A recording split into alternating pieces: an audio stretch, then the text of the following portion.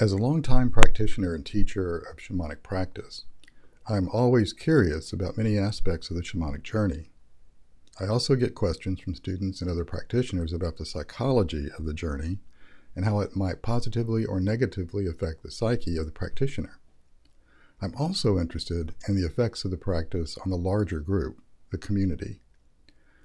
So I asked my friend and colleague Bill Woodburn, who is a counselor and storyteller, if he would help me answer some of my questions. Here is a record of our fascinating discussion. Welcome, everyone. It's really good to be with you again. And I have a kind of a special guest that I'd like to introduce to you today. He's a good friend of mine from, I don't know, years ago. And I've always enjoyed what he has to say, has to share in regard to shamanic practice. He is a psychologist or counselor or Counselor, actually. Psychologist is a legally reserved word, and I have to correct you every time you use it. I'm so sorry. It's the word that pops out of my mouth every time. It does, yeah. But anyway, I'd like to introduce you to my friend Bill Woodburn, and I asked him to kind of tell me a little about himself, and instead of trying to make stuff up, I'm just going to read it. So Bill has been a counselor and a family therapist for more than 30 years. In his private practice or presenting workshops, he's enjoyed helping people explore the difficult art of being human. For the past 20 years, he's practiced shamanism and looked for ways to integrate shamanic ideas and practices into his work. He's interested in shamanism of the here and now, learning from the ancestors, but practicing in the culture and with the technology we have in the present. Thus, we are being recorded on Zoom at this time. So, is that pretty much accurate? Would you like to add anything to that? Or I think that's great. I think that's great. Okay, very good. All right, so I have a few wonderings, I think is a good way to phrase that. But I think a good place to start in terms of the psychology of the shamanic journey and all the topics around that is to simply ask, what is shamanic journeying?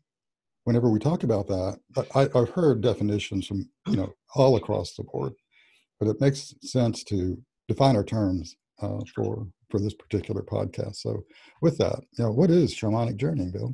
And you put your finger on one of the things that's been present in my life since I started shamanic practice, which is this sort of coming at things with a dual mind.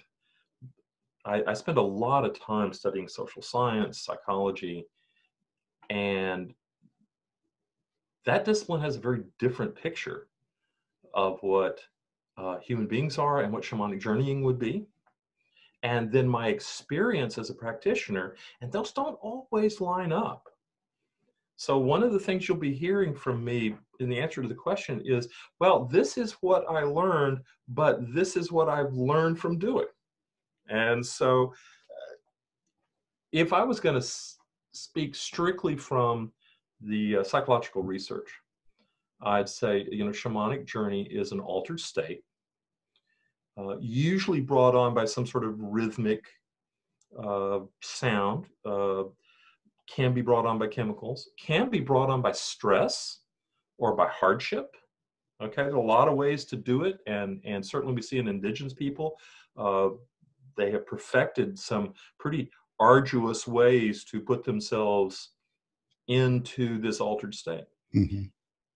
And in this altered state, essentially people see visions. And this is where the psychological literature starts to get fuzzy, because it starts to describe it as a change in brain state and how that might recall images from memory or produce images. But I notice the further we go down that road, the less and less meaning we're attributing to anything. And that was part of actually why I got into shamanic practice is that these things were like, oh, great, okay, nice explanation, nice explanation. Wait a minute, we're starting to get vague and operational, and we are not talking about, well, what does it mean to a human being to have this change of brain state? What does it mean to a human being to see these visions? Is there a meaning to the visions? Now, strict psychological research would say no, it's just dredging up the sort of, undefragged hard drive of your brain and throwing images up there. They might be meaningful and they might not. What practicing shamanism has taught me is these are highly meaningful. They're personally meaningful. At first, I was very, convinced of that. And then an amazing thing happened. I began to realize that they're actually meaningful in the community and then meaning globally. And then it's like, wait a minute, am I in touch with something real that's spiritual? And that was a big leap to come from a very operational, psychological side to, wait a minute, it's not just operationally what's happening to the brain, but what does this actually mean for human beings? And one possibility is it's really good communication with spiritual sides of ourselves and an independent spiritual side that is trying to communicate. That's really excellent. Wow, I tracked right through that. So good for you. So another really interesting question, I think, has to do with, what I hear. We both teach and do shamanic journeying, and what I hear sometimes from people who are relatively new to the practice is, can this be dangerous? I'm working with a woman right now whose 12-year-old is having these sort of spontaneous, what she says are journeys. I think he's just playing with it in his imagination. And then there's that whole discussion about whether they're related or not. But she's concerned that it might be of harm, or it might be dangerous to him. I mean, can you get lost in that experience and not come back? First, I think that's perfectly reasonable for a parent or anyone. That's a very reasonable question to ask. Absolutely. Because it's strange. I mean, it is us not losing control, but certainly sharing control in ways that we're not used to. So absolutely good question. And yeah, I do have an answer. And we have to step back for a moment, because over and over, I've seen that shamanic journeying, far from being harmful, has actually been wonderful for people. Even people who I thought, this person's got some serious psychological problems. And through regular shamanic practice, I've seen wonderful changes and amazing reconnections to people. So what I'm going to say is shamanic journeying dangerous? Yes, but the danger doesn't come from the shamanic journey. The danger comes because our culture doesn't know how to deal with a shamanic journey. Okay? And if you don't have to look very far to see people laughed at, or people claim they're doing something evil, or claim that they're insane. If I recounted a shamanic journey publicly to some of my colleagues, they would begin to wonder about my sanity. What I would know is these guys don't know what to do with a shamanic journey. And so, as human beings, we don't know what to do with something. We tend to get scared of it. And if you're a child, what you get is you could get shamed for it. People could get hostile. The other piece is, personally, we're not trained. We don't grow up in a shamanic culture. And so we don't know what to do. If you hear a voice during a shamanic journey, does that mean I'm having a psychotic break, or is that a message? My goodness, we got to make a decision. We got to figure this out. If we had grown up where shamanic practice was normal and natural and studied, we'd know what to do. And we'd also know that important thing in shamanic practice, how to tease out the signal from the noise. Is this just wishful thinking? Is this just something going on in my brain? Is this just indigestion from dinner I had? Or is this a message. And that's where the practice comes in. So to answer your question, shamanic journey is not dangerous, but if this child is having spontaneous shamanic journeying, then they're going to need some support, and they're going to need some help to build a meaning and a mythology around their experience, so they don't become alienated from this experience, and then it becomes scary, and then it becomes a problem for them. Right, I agree. And in my work with this client, her son actually did go to school and tell his teacher about these experiences, Huh? which, since it's a Catholic school, led to, oh, it's the devil. The devil is speaking through you. And he had the, sense of mind to just sort of discount that. But whenever he went home and told his mother, the mother freaks out. So like you said, my sense is that he's going to need some support. He needs to have a structure that can kind of rest into.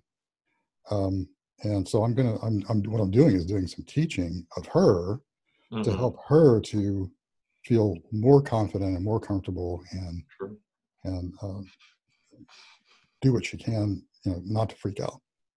It's also curious to me that most religions that have been around for any particular length of time have a mystical, ecstatic tradition somewhere. The Muslims have the Sufis who dance and go into it. And really, that teacher at a Catholic school was showing her certainly her limited knowledge, because what does she make of Julian of Norwich, or Teresa of Avila, or Joan of Arc, who all had mystical, ecstatic experiences where they went, what we would call, went on a journey and communicated and got meaningful, had a meaningful relationship with a spiritual being, and came back and told people. Well, maybe that teacher just hadn't heard of these people, so I don't know. Excellent point. Okay. So thank you, Bill. That's going to be helpful in my working with my client and her son. So, another thing is, one of the key elements of the shamanic journey, as you mentioned, and I think your definition was about rhythm. Oh, and, yeah. And we have talked about that range between 160 and 240 beats per minute is what you're aiming at, and anywhere in there works. Right? However, you and I both have had the experience where sometimes it's too fast and sometimes it's too slow, and how do you like hit that? And I'm sort of going right down the middle with 200 beats per minute. But it can also be the technology can help us to, it seems like, this is the question, the technology can help us to tune the experience if we know enough about it. Sure. And what we want to be able to do that. So let's imagine what we're trying to do with that rhythm. There's no particular magic in the rhythm itself. What we're doing is what's called entrainment, a psychological term, which we've noticed that when people are listening to a repetitive rhythm, that can be shamanic journey. That can be a rock concert. Okay. Deep repetitive rhythm, particularly it tends to be in deeper tones. Okay. We notice that brain state and heartbeat and respiration and a lot of nerve indicators all start to line up and become balanced and even and all part of the same system. And that's profoundly relaxing, profoundly healing. But what's happening, though, is sometimes our system is jangled in one way versus another, and we need a slightly different rhythm to connect with it. Not the rhythm problem, but what are we receptive to at that time? If I've just been out jogging and I come back, my heart rate is really high. And if I start with a slow rhythm, that's going to be hard to entrain to. I might have to start with a faster rhythm and then slow down, slow down, slow down until I feel the entrainment sort of meeting and happening. And so it's something in shamanic practice that most people tell us about sooner or later, that, at some point I just felt like my body got on board, my body released or relaxed, and there was this particular moment. And I would say, yeah, that's when your body finally got entrained to that rhythm. And it wasn't just a rhythm in your ears, and it wasn't just a rhythm in your head, but it went all the way down. True, and that's a good explanation. And it reminds me of I have an app on my phone that I use and play at night to help me kind of Sure. relax and go into that sleep state. And I noticed that it begins with a really high tone, and then it very slowly begins to descend into a lower and lower and lower tone. And I can feel my body beginning to adjust to the restfulness of the lower tone, and then it goes on to its, whatever it's going to play at the moment. But that also, it doesn't have to be rhythm, right? I mean, there's singing, there's chanting. Sure. We use bowls sometimes, and gongs, and a lot of other instruments. Is there anything? Oh, this is going to be a weird question, but I'll ask it anyway. Is there anything particularly special about the rhythm as compared to all the other potential sounds that we can use to enter that trance state? Well, remember that for entrainment, our body is trying to match the rhythm. And if you keep moving the rhythm around, it's going to have to chase it. So what you want is something fairly simple. I don't know that it has to be a particular tone necessarily or whatever. But one of the things that it's been funny for me is now having done so much shamanic practice, which is a very repetitive tone. If I go to a standard drumming circle where everybody's got all these different rhythms, and they're like, my shamanic brain starts to try to chase every rhythm and gets confused and disoriented. And I realized that part of shamanic practice for me, I've gotten very good at entraining to the beat. But now, of course, it tries to entrain with stuff that's going all over, and now we've kind of got a problem. So I'd say something pretty regular. It helps if it's deeper, but I think that's just, that may be me, or that may be cultural. I can't really speak to the brain part of that one. Okay, I understand. It's a kind of good point. The next question that I had to do with, is the experience restful or stimulating? I think we probably kind of mostly answered that. Well, I'd like to add a little bit if I could. Oh, sure, please. My answer to that, is it restful or is it stimulating? The answer on a really good journey is yes. It's both restful and stimulating. That's one of the things that people say about meditation, about contemplative prayer, about shamanic journeying, that the peculiar part of it, it is relaxing, but it's not shutting down. It actually increases focus, increases clarity. Some of the clearest times in my life have been on a shamanic journey. I feel like I can see more clearly, I can hear more clearly, I can feel more clearly. And yet, it's not because I'm tense, it's not because I'm trying harder. It becomes a thing I can do without trying. And I think that, to me, that's one of those very healing moments where, sure, I've had plenty of good massages or relaxing music and where I'm just relaxed, and that's wonderful. But to be relaxed and clear and focused all simultaneously, I think that's the mark of, am I journeying? Am I doing a high level journey? To me, that's the mark of a really gold star journey. Okay, my brain just went two different directions. Good, let's go both directions. Yeah, but I can't do that in video. So you have to have hyperlinks, and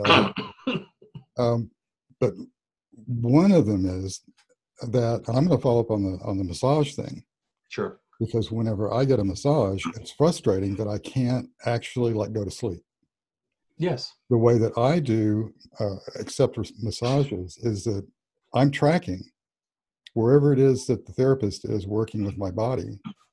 Sometimes I lose track, but most of the time I'm tracking it, and I notice that I am relaxed and aware at the Yeah, same time, sure. to the point where whenever he or she might hit a spot on my body that holds a memory, and Yes. memory pops up, Yes. then I can say, "Wait, time out. Stay there. Work on that for a little bit. Let me figure this out." One of the things that when sometimes people say they're disturbed about shamanic journey or massages for that matter, one of the things they mean is exactly that they were hoping that the shamanic journey would be a shutting down where they could get away from their internal state.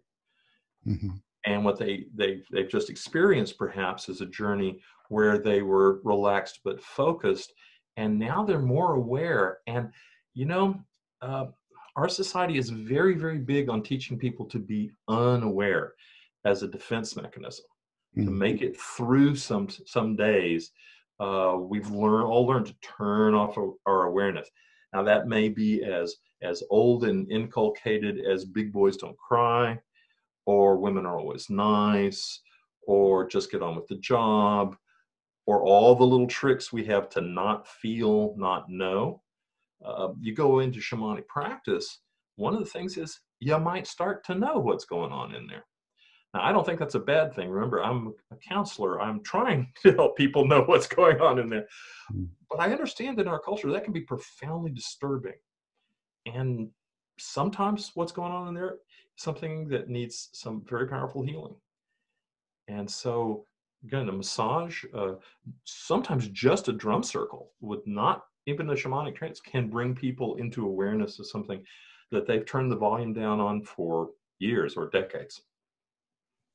Yeah, or maybe don't even remember at all. Oh, yeah. Compartmentalize that You one. turn the volume down far enough, you can't even really hear the beat anymore.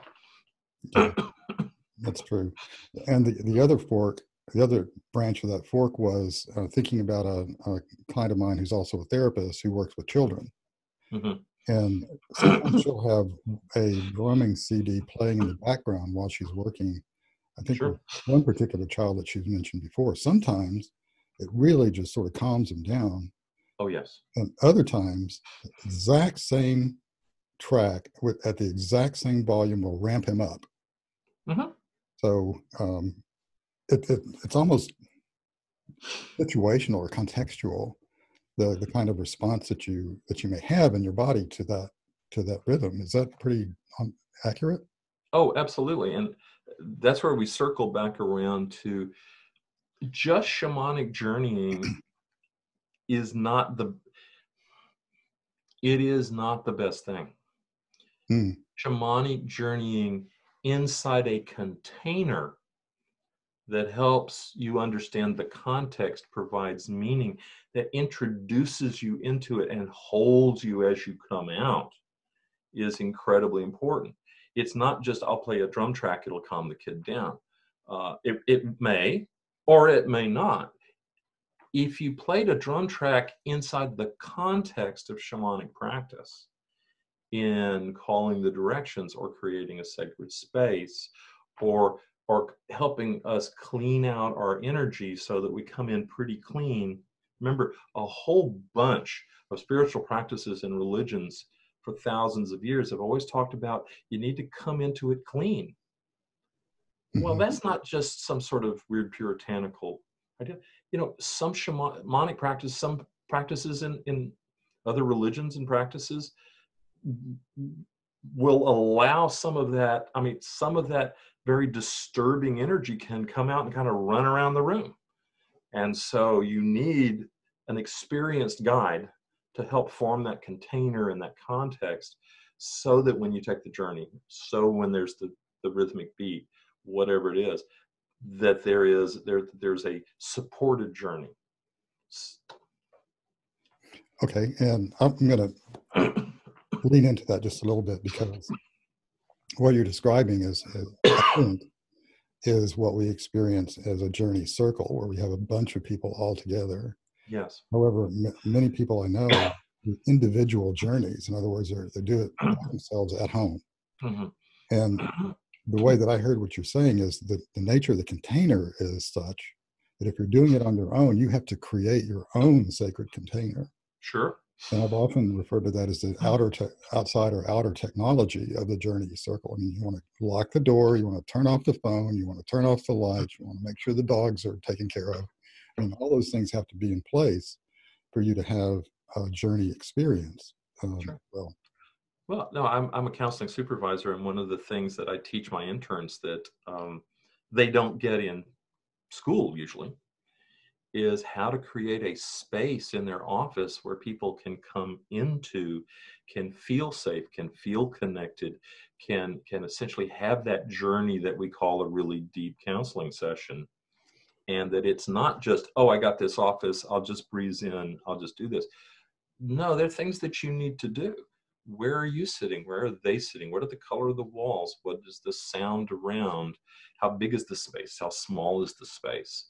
I mean, there are a lot of things. And a good counselor knows how to use those as part of the whole therapy, as part of the whole way of healing. In these COVID times, I've been away from my office, and one of the first things I felt is that I had lost one of my best tools, which is that sacred space and that lovely, safe, but a space that would still call to people to respond to it. Good journey circle is the same way. It's a sacred space, and yet it kind of calls something out of people. It's not dead space. It's not let's all go to sleep space. It's kind of vibrant space. And it's kind of a space ready for a dialogue with us. great. Thank you. That's really helpful. It is helpful. So you're a counselor, and I assume that, well, let me just ask it this way. Do you ever, I hate those broad terms, like do you ever work with your clients in terms of helping them with a journey experience in the context of your work with them? Okay, there are a couple ways to read that. One of the things that shamanic journeying experience has been really helpful for me is perhaps not surprising to you, but surprising to most everybody else. A bunch of my clients come in and they have had a dream or an experience or a knowing or a deja vu kind of experience, and they come in and they say, I've just had this weird experience and I don't know what to do with it. Yeah. So they've already had the journey, is the point. And now they've kind of taken it and put it in a little paper bag and brought it to the counselor and say, what do I do with this?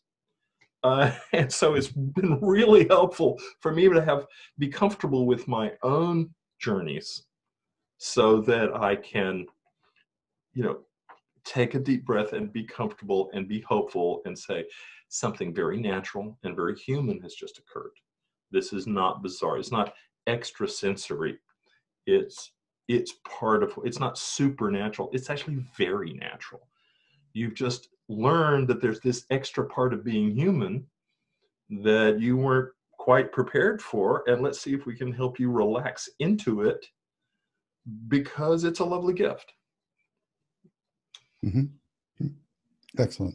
And I can tell you that you probably had the same experience as me, where a client comes in, a new client perhaps, and they say, I have something really weird to tell you, but is it okay? You can't surprise me with anything anymore.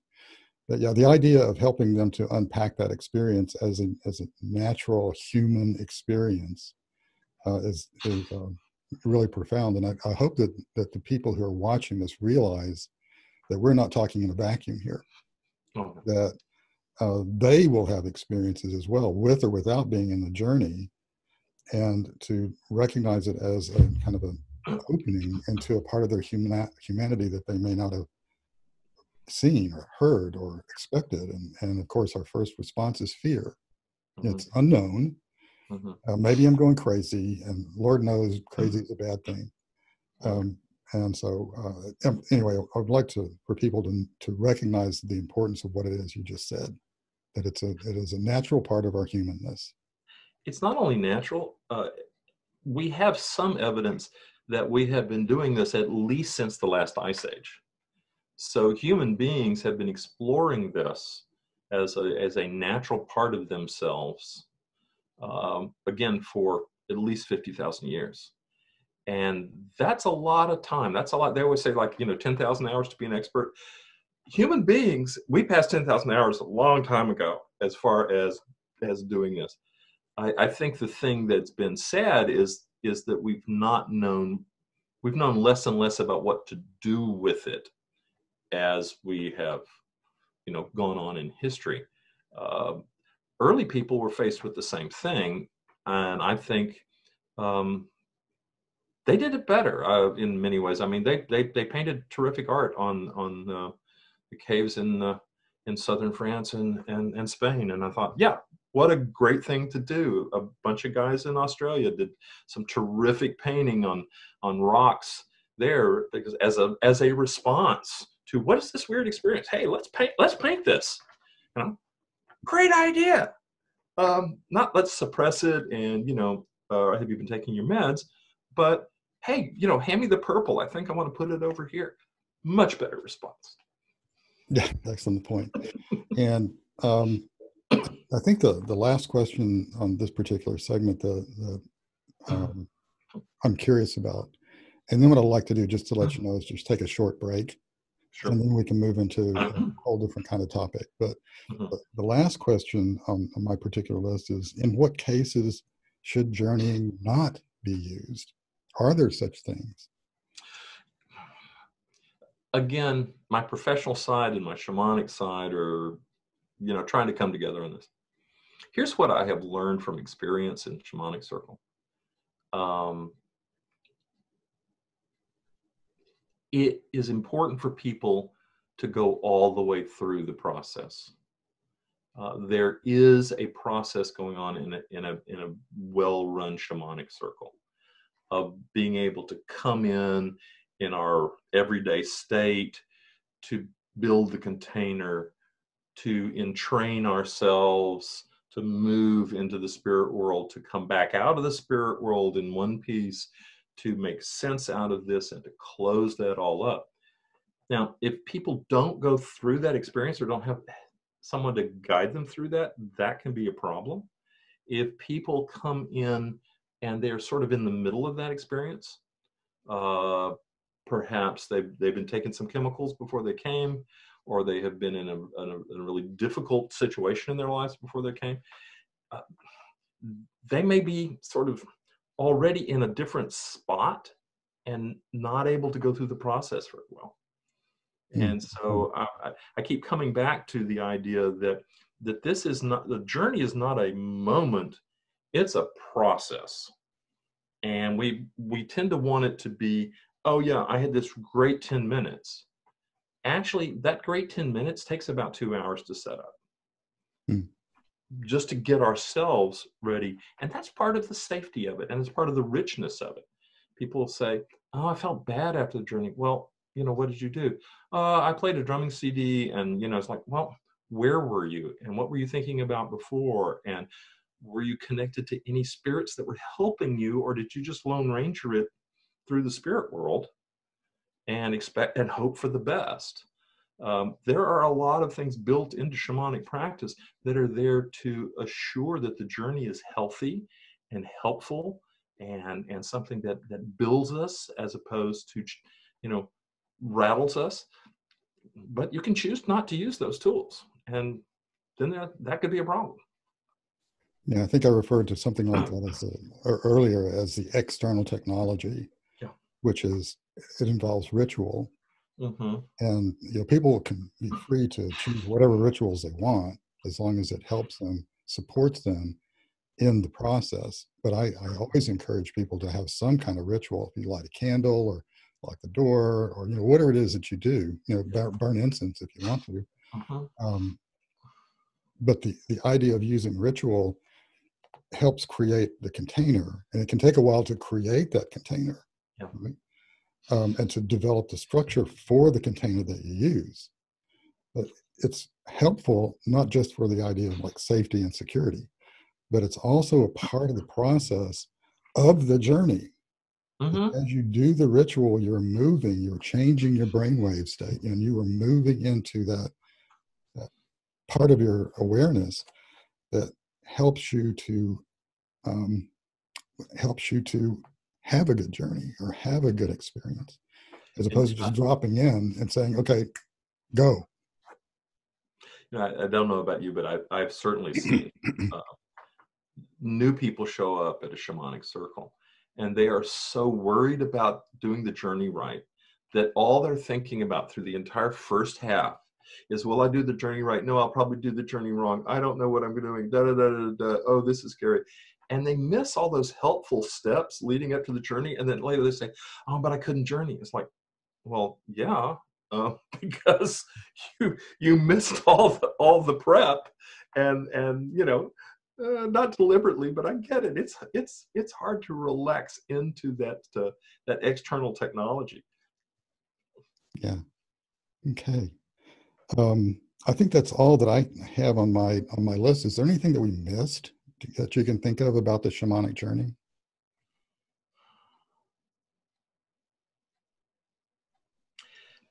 There was something that you spoke to that I just want to mention. We both mentioned it. Children will have shamanic journeys. Adults will have those moments where, whether we call it contemplative or ecstasy or visions or whatever. Um, and I think that is a very healthy side of us trying to come out. It's a normal, natural thing. And so that if you're new to this and you're watching this, there's nothing wrong with you psychologically if you have something of a mystical moment where you know things you didn't know, or you feel like you're going on a spiritual journey. That's actually more normal than the normal that we teach people. Great. Thank you. Good to remember that. Okay, what I'd like to do is to take a short break Okay. and come back together. And the topic for the second part of this, I think we're going to upscale the conversation a little bit, Okay. and we want to talk about, or I want to talk about, the mythology of the shamanic journey. Sure. I'd love that. Okay, we'll be back in just a minute or two. All right.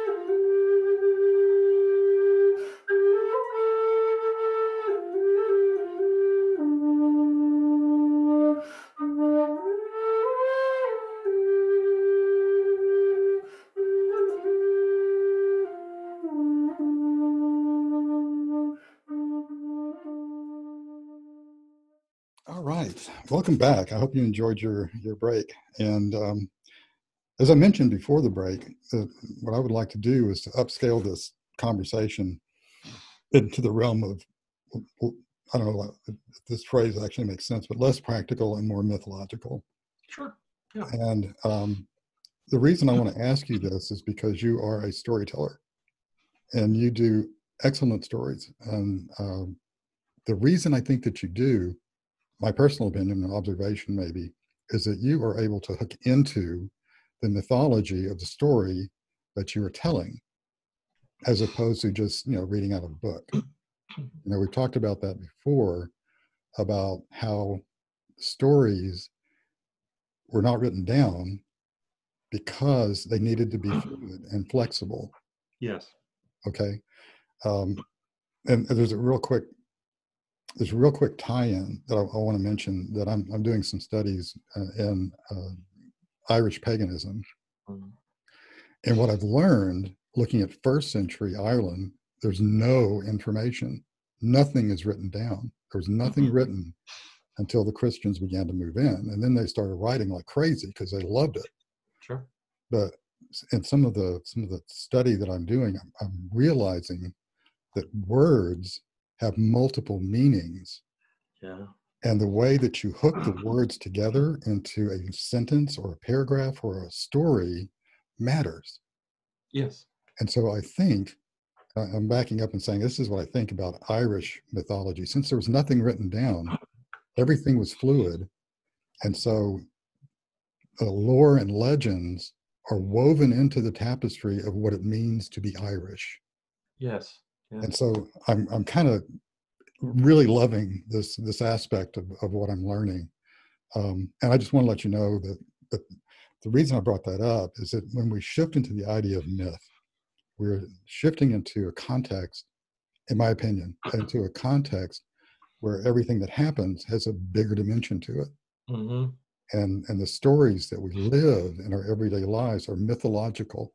And I don't mean archetypes, I mean mythological, right? So that's the context that I'm coming from, and the kinds of things that came to me while I was thinking about this topic. And it seems to me that journeying is a part of the mythology of shamanic practice. Sure. Or maybe it's vice versa. Maybe mythology is part of the shamanic journey. Maybe it's both. I don't know. Can you kind of speak to that for me and help me to get less muddled? Sure. As part of my keeping my state license to be a counselor, we have to do continuing education, which is a good idea. And I was really pleased to see in one of my continuing education pieces that the presenter was talking about how counseling has always really had three parts to be successful. Presence, helping people interpret what's happening to them so that they find meaning and hope, and then some sort of ritual to be able to involve themselves with it in a better way. And I thought, yeah, so that's the same thing we do in shamanic practice, the same thing I do as a storyteller. That story, that making meaning in that middle part is what mythology is all about. There are all sorts of ways to make meaning of, but as human beings, we have to. If we don't know the meaning of something, we'll just start making it up because we have to have that in order to go on. And so one of the things that's wonderful to me about shamanic practice is that it is open for input from the spirit world about what this means. And I mean in the larger mythological context. In other words, what is the story here? Mm-hmm. And you say mythology, I think of story. What is the story here? We're all part of a story that we can sort of remember the beginning of, and we don't know the end of. And so we're traveling along. And I think that's why stories like the Canterbury Tales and stories like that are so much fun, because that's so much the way we are. We're a collection of human beings that are getting together, and we have all sorts of different paths, and we're heading on a journey, and we don't exactly know when we'll get there and how that works, but we're interacting with each other and we're sharing our stories and building this bigger story that helps us on our way. Yeah, thank you. I always answer questions, but sometimes I even, get around to the point. I have noticed that about you.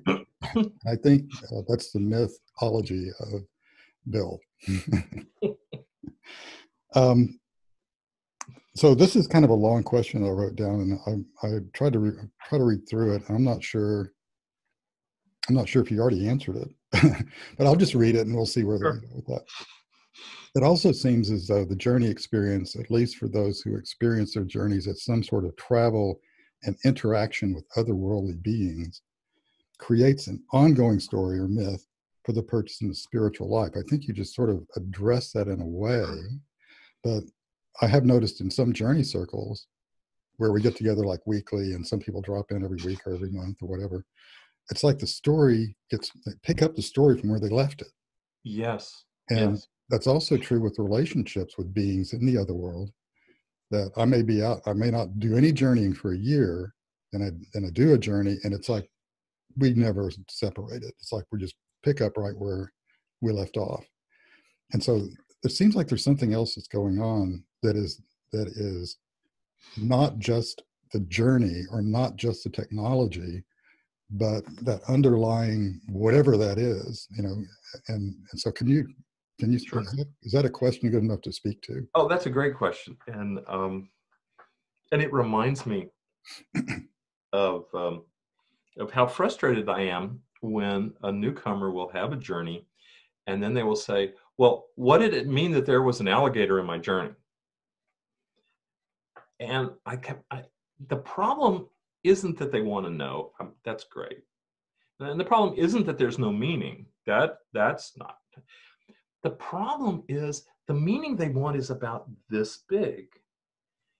And see, what I'm interested in, it's not what does the alligator mean?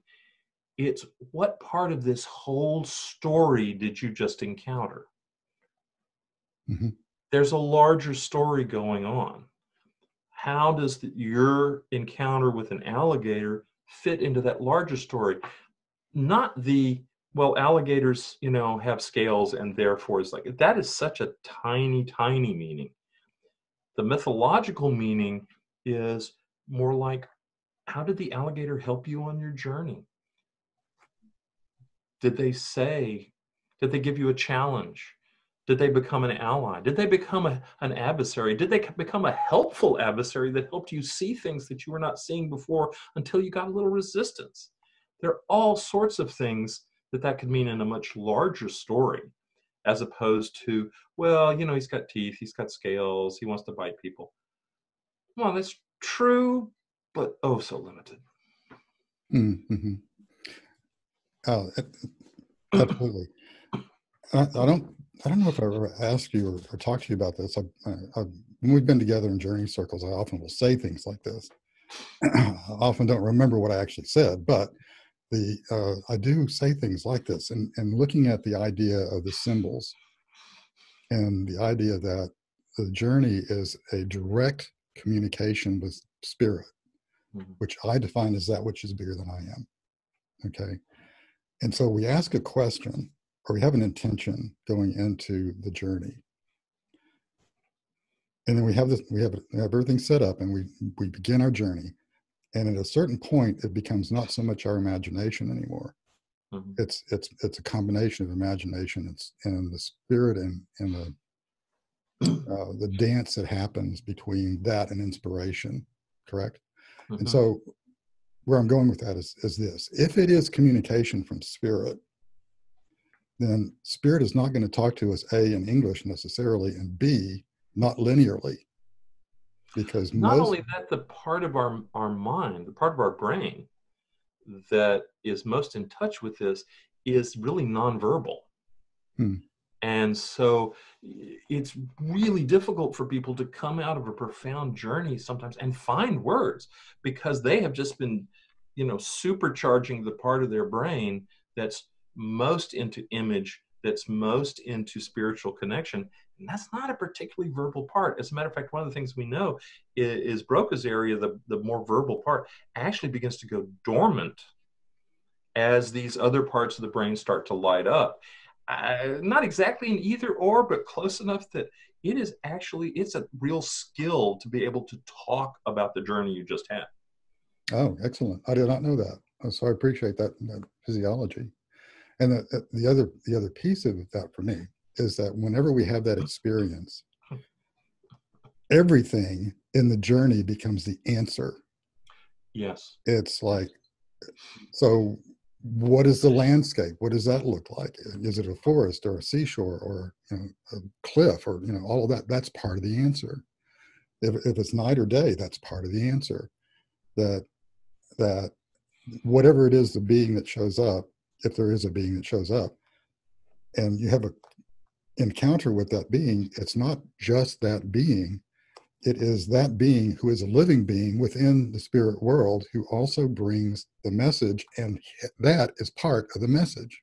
So everything is part of the message. And part of what you're talking about is that because of the demands of the culture that we're in right now, we're so biased towards analysis as a way of dealing with things. By analysis, I mean the breaking down of things in their constituent parts and then trying to figure out what that organization is. Well, the curious thing is that doesn't work with a shamanic journey. I think that's one of the reasons why some people that are very scientific and very intellectual have so much trouble with the shamanic journey, is because they grab their favorite tool, which is let's chop this up into little slices and put it under a microscope. And then they go, but there's nothing there. Well, no, there isn't, because it's not about all the pieces. It is about that larger system, that larger context, that larger story that these are all pieces in. I could probably take out all the words of a story like Cinderella and jumble them up, and you would have all the words to Cinderella, but I bet you wouldn't have the story. It wouldn't be the same, just because you have all the extra little pieces.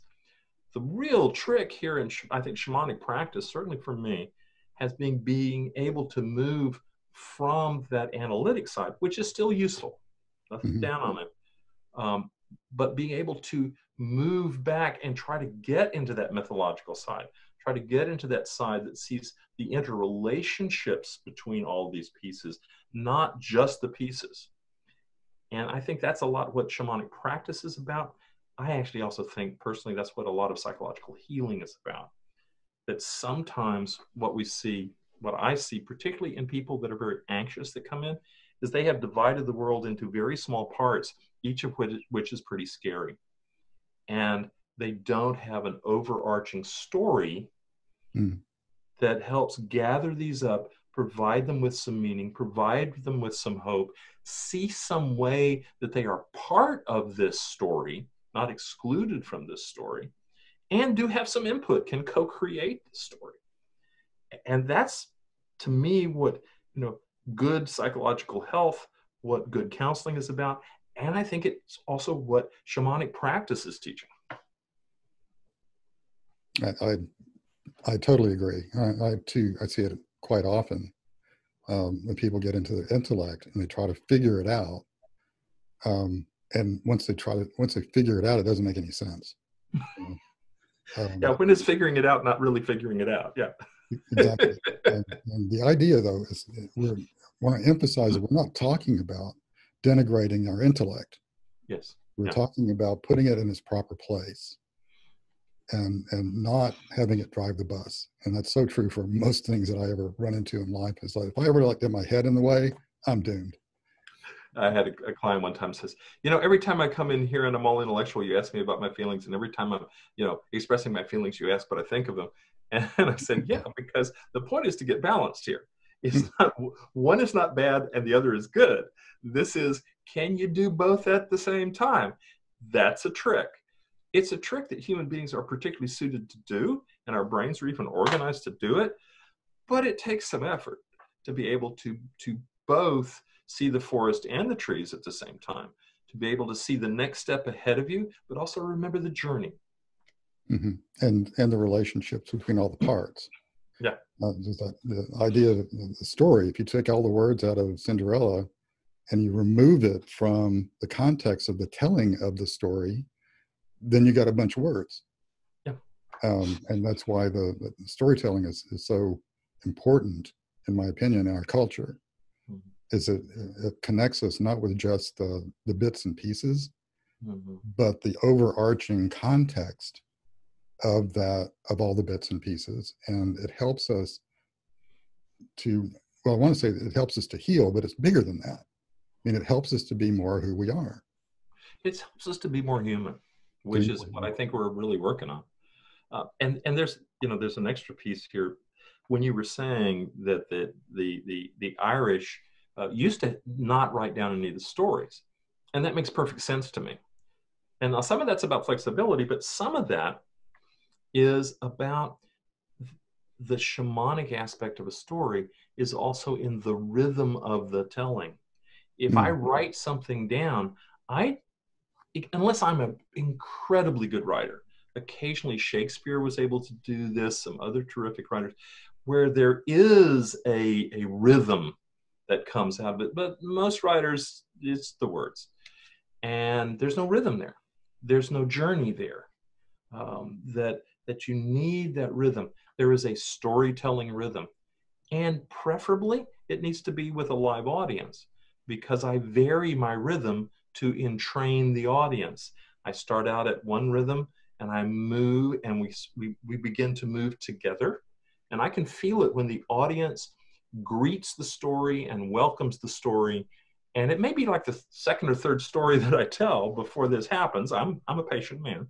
And then, and then all of a sudden they have greeted not just the words of the story, but the rhythm of the story, the experience of the story, that information and meaning that's in the telling of the story that is different than the words, that's even different than the characters, that's different from the plot. There is an extra something that is there in the rhythm, in the connection, in this dialogue that we have back and forth between the teller and the listener. Also true in the counseling room. I'm outside the counseling room, I'm a storyteller. Inside the counseling room, I'm a professional story listener. But what it really means is I'm just very good at that subtle dialogue, sometimes even nonverbal, that goes back and forth between people. True, very good. And what you were just speaking of in terms of the pacing or the rhythm of the story, as an author, as a writer, I sort of reflected that I kind of do the same thing whenever I'm writing, particularly fiction in that particular genre that I work in. I do it in like 4 passes minimum. The first pass is just getting the words down. The second pass is always slowing things down.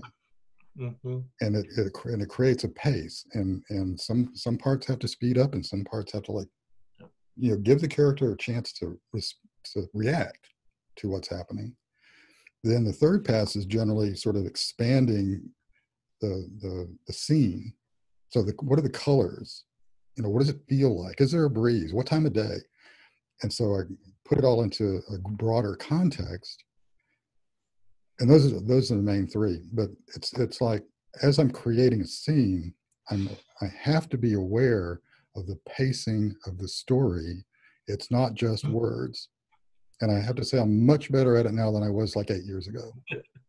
And I also notice how you start with the intellect, and then you entrain the feelings, and then you entrain the body of the reader, because as the reader follows your words and then follows what those words are meaning and the reaction and the emotional, context for the character, and then is it hot? Is it cold? Is there a breeze? That brings our body in. So you're actually bringing them through a journey, which is entraining all those pieces into a single human being. Well, thank you. And you're pretty good at it. I never thought about it that way. So, yeah, thanks very much. Um, I'm trying to think if there's anything else along those lines, and then I want to bring it sort of home in terms of community. Okay. I don't think if it comes up, we'll deal with it. But do you think that, okay, I'm gonna step back and not talk about what I do or individuals, Mm-hmm. but let's talk about the mythology of the community Mm-hmm. and how, if it does, the shamanic journey helps to build a community mythology. And I'm being nagged by a memory of Alberto Villaldo in one of the telephone conferences that he had, said that a lot of the mythologies that we work with today are outdated. Mm-hmm. And we need to have new mythologies. We need to create a mythology for our time. That question has been sitting on the back of my mind like since I heard that. And I go both ways on it. Mm-hmm. But so, kind of put that there. That's something that's curious about. But the idea of the communities journeying together might be co-creating a mythology for at least the community and possibly for a wider effect. What are your thoughts on that? Well, I think first let's delve in a little bit of we say community. What are we talking about? Mm. What we're talking about is the idea of community. What's the difference between community and a bunch of guys on an elevator? Well, the community thinks it's community.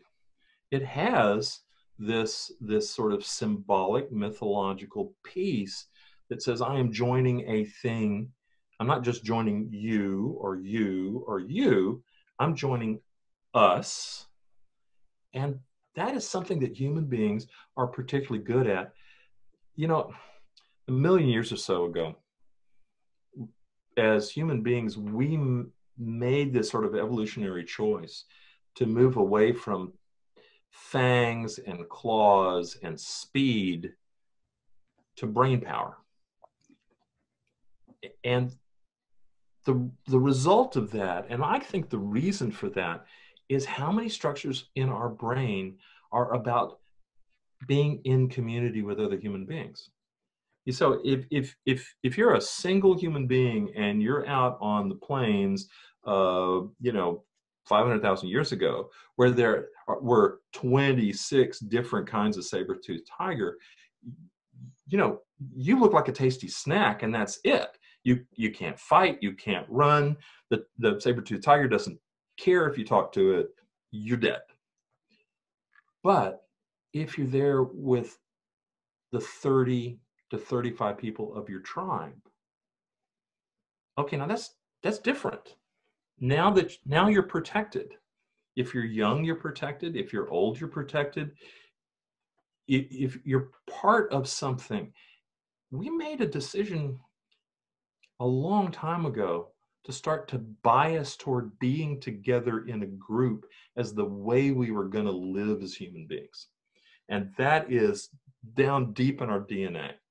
It's in the structure of our brains.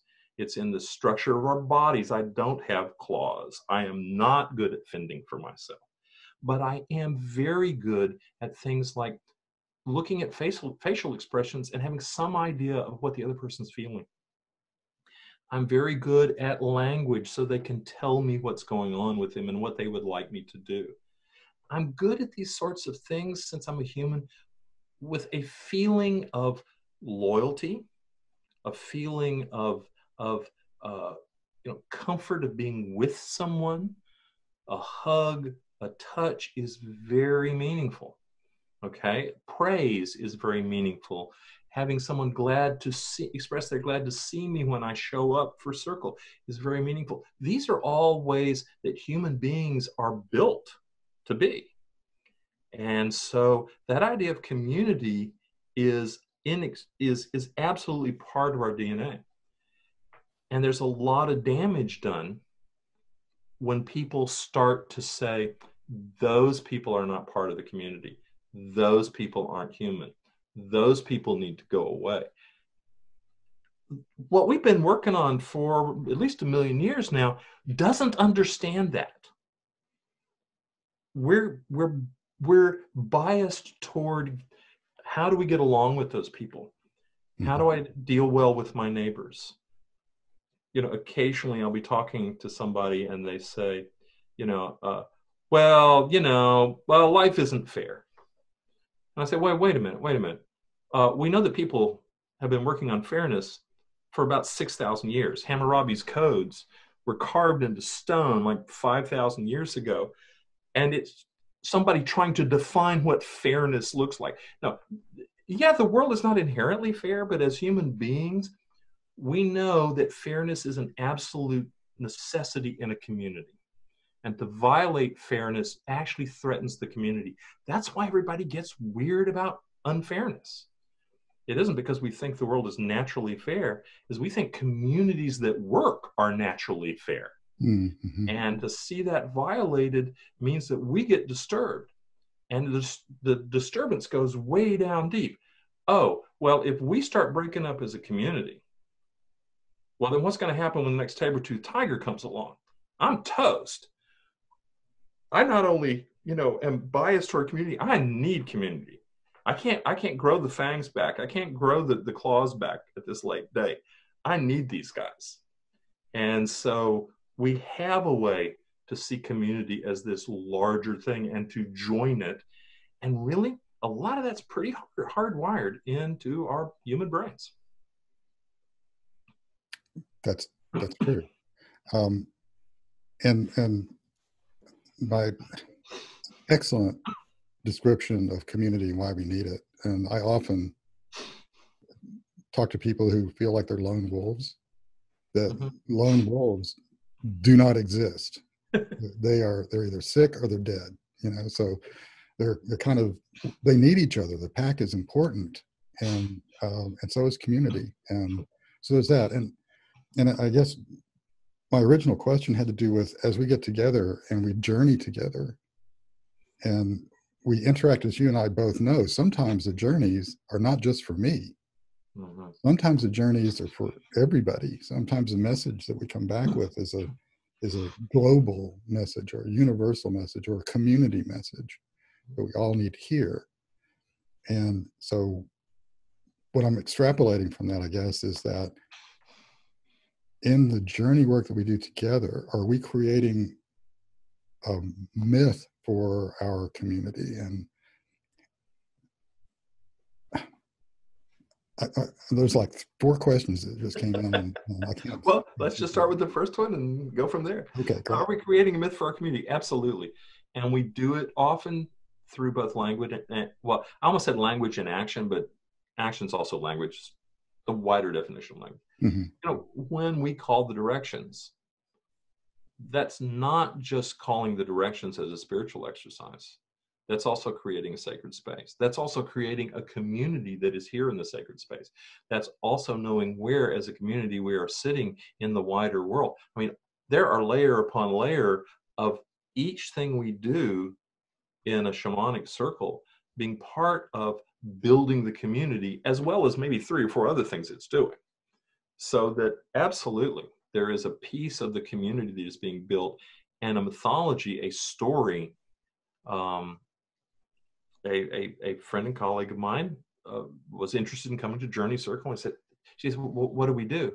And so I just went through, 4 or 5 different things we did, just so she would know what to expect. And I noticed that she sort of brightened up. There was a part of her that realized that even the simple steps we do are about coming together in a community. And so there's an action there. There's like an action mythology that we go through, where we, stand, we lie down, we do this, we drum, we light candles. All of those are an important piece in the community also. Yeah, we tell each other the story of our community, and therefore there is a community, and therefore we're part of a community. And we're all creating a story. And we're all creating the story. And what I think is kind of interesting and fun is that we're not just humans creating this story, but as a shamanic or as a spiritual community, actively and intentionally inviting spirit to come in, we are creating this mythology through inspiration with the other beings. Yes. With the other world. And with a part of ourselves that's thousands of millions of years old. That's that. Sometimes I'm talking about, bringing our ancestors into circle. And then I realize I do that every time I show up, because I am the sum of my ancestors in some very real and biological ways, that I show up already set for community, already set for journeying, already set to the sound of the drum. I mean, I'm coming home in a lot of ways when I just go through the door or show up at the circle. That's a really good point. That we are the best version of our heritage. Hopefully, working on that. Working on that. Trying to. Is there anything else that you would like to, just kick back and let her rip about this, either this topic or the shamanic journey we talked about earlier? Well, is there more about community that you'd like to ask? Because you said you had several questions. Maybe I covered a bunch of them, but I think you covered most of them, and I think I was tracking through what you had said to see if it matched that. But let me see. There was. I'm not sure that I'm really settled on the notion about the mythology of the community and how it attaches to the mythology of the bigger thing. It's not just like the shamanic community Austin is like a thing. One of the curious and difficult parts of modern shamanic practice, which I'm always very interested in, is how we get pulled in different directions. We show up to join the story of our ancestors in circle and shamanic practice. And but by joining this community, in many ways we have to separate from the larger community that doesn't understand what we're doing, that sometimes looks down on what we're doing, sometimes feels threatened about what we're doing. It's really difficult to be part of both communities. There have been some cultures where that was the easy part. And you said, I'm going on a vision quest. They'd say, fine, great. Can I make you lunch? It's not a problem. You don't have to leave the community. If you're a modern shamanic practitioner, there's a little bit of leaving that community to be part of this community. And that's really stressful on human beings. We don't like leaving communities. We don't like having to choose between two communities. We don't do that very well. And so there's a little bit of community distress sometimes that shows up with the, I'm here, but please don't tell my family. It's like, well, on a psychological level, on an emotional level, that's a very profound statement. That's my primary attachment group. I have to leave to come here and attach to you guys. Now, there's no badness here, but just think of the sort of inherent wounding that goes on to have to make that choice. Yes, that's excellent. And we do, we're sort of forced in some ways to make those choices, and they're never easy. They're never comfortable. And a lot of times that choice making never works. And so I became aware while you were talking that my brain is trying to chop up the concept of community and then try to string it back together again. And that's why it's not making any sense. Case study and chopping things up. Community is both important, but it's also pretty natural. So it's one of those things that will happen unless you try to, put wedges in there to drive it away. To be more current, one of the things that we're still battling, I think, are the effects of racial segregation. And that was very important for some people who wanted to keep the old status quo, because if you hang around with other people, pretty soon you figure out how to live with them. And pretty soon, once you figured out how to live with them, you figure out how to work together. Pretty soon, when you figured out how to work together, they become part of the same group.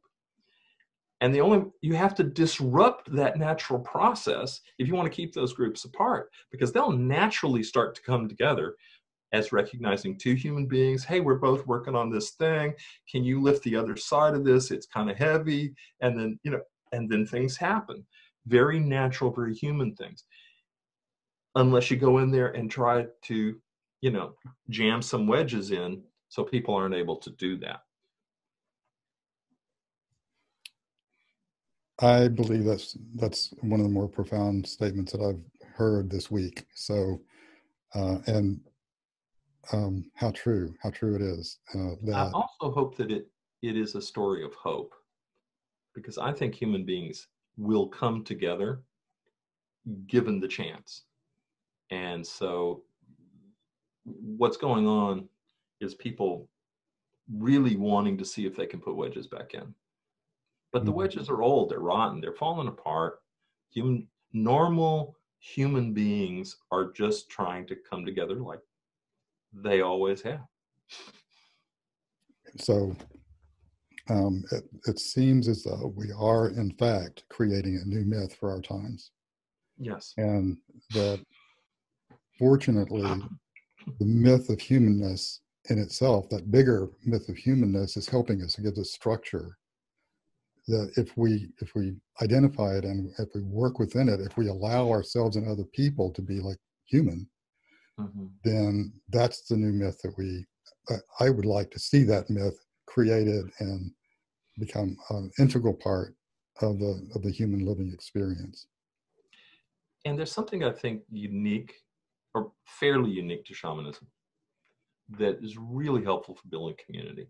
And this may be a sideline, edit it out or not, as you choose. We're an orthopraxic, not orthodox community, meaning that we really do not put a lot of stress on what people believe. We're much more interested in what they experience, and we're much more interested in the actions they take and the actions they join the community with. If we have a community action to call the directions, do they join us in calling the directions? That's what's required, to join the community. We don't check your beliefs before you get the membership card. There have been moments for, the people report for all sorts of workplaces and groups and where they have like a statement of belief you have to sign at the bottom, literally, before you can be part. And I think one of the strong community aspects of shamanic practice is that I wouldn't know how to even write that card. We're not that interested that you have to be pure in your beliefs to join. You have to come together with us. You have to help us co-create this community. You have to add to the community. We are all working on our relationship with the spirit world. If you're working on your relationship to the spirit world, again, an action, we're all journeying in the same direction. And so we can be as different as all those people in the Canterbury Tales, but we're all headed to the same place. And so we're a community, we're a group. And I think that is one of the incredibly strong pieces of the shamanic journey circle. Thank you, Bill. That feels to me like just the perfect place to stop. Okay. I'm well aware that you and I could carry on this conversation for a lot more time, which is exactly why I wanted to invite you to join me in this dialogue and discussion. Well, thank you. So I've thoroughly enjoyed it, and I have learned so much from you over the years. It's nice to give a little bit back. Okay. No, he has no trouble at all with compliments and stuff. So, okay. Thank you very much, Bill. I appreciate it. And I'm not sure what's going to come around next, but I'm sure there will be something. So thank you for your time. I greatly appreciate your participation and your wisdom. And I look forward to getting together with you in person. I do too. Take care of yourself. Yeah, you too.